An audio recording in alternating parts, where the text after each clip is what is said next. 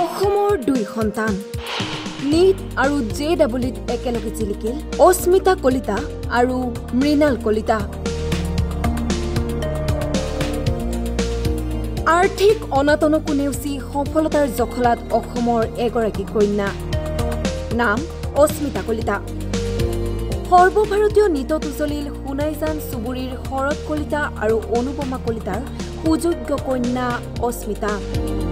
বহু কষ্ট কৰি পিতৃ-মাতৃয়ে পঢ়ুৱাইছিল কন্যাক। মাতৃ আক্ৰান্ত এক দুৰাৰোগ্য ৰোগত, কিন্তু চিকিৎসাৰ বাবে নাই ধন। তথাপি কন্যাৰ বাবে দিনে ৰাতিয়ে কৰিছে কষ্ট। কন্যায়ো আৰ্থিক অনাটনৰ মাজতেই নিজৰ চেষ্টাৰ বলত এইবেলি নীটত সৰ্বভাৰতীয় ৰেংক ৭০,০০০ আৰু অসমৰ ৰেংক ৭২৪ পাবলৈ সক্ষম হৈছে। হাইস্কুল শিক্ষান্ত পৰীক্ষাত ৯২.৫% আৰু উচ্চতৰ মাধ্যমিকত ৯১% লাভ কৰি পূৰ্বেও গৌৰৱান্বিত কৰি তুলিছিল পিতৃ-মাতৃ তথা অঞ্চলবাসীক। আজি পুনৰ গৌৰৱ কঢ়িয়াই আনিলে এইগৰাকী কন্যাই। অল ইণ্ডিয়া ৰেংক ৭০,০০০ আৰু অল এছাম ষ্টেট ৰেংক ৭24 পাবলৈ সক্ষম হৈছোঁ। দেন সৰুৰ পৰা সপোন আছিল ডক্টৰ হোৱাৰ। তাৰপিছত মই এবছৰৰ কোচিঙৰ কাৰণে গৈছিলোঁ গুৱাহাটী, কিন্তু মোৰ মাৰ মানে কেঞ্চাৰ হ'ল, ব্ৰেষ্ট কেঞ্চাৰ। তো তাৰ কাৰণে মোৰ কোচিং আধৰুৱা হ'ল। লাষ্ট ইয়েৰো দিছিলোঁ, কিন্তু লাষ্ট ইয়েৰ মোৰ নহ'ল অকণমানৰ কাৰণে। কিন্তু এইবাৰ চিট এটা পাবলৈ সক্ষম হৈছোঁ। অনুভৱটো ভালে লাগিছে বাৰু।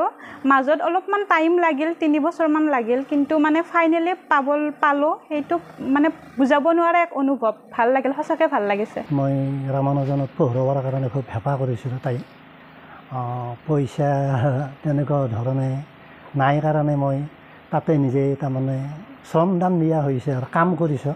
ৰামানুজনত কাম কৰি মাইনাক 2 বছৰ হাই ছেকেণ্ডেৰী পঢ়োৱাৰ তাত মোৰ ভাল লাগিছে। মই খুব তাৰমানে কষ্ট কৰিছোঁ তাত। কষ্ট কৰাৰ কাৰণেই মই ভাবোঁ তাৰমানে তাই মোৰ যিটো কষ্টৰ ফল মই তাৰমানে পাইছোঁ আৰু তাৰমানে। আনহাতে গৌৰৱ হৈ উজলিল অসমৰ আন এজন কৃতি ছাত্ৰ মৃণাল কলিতা।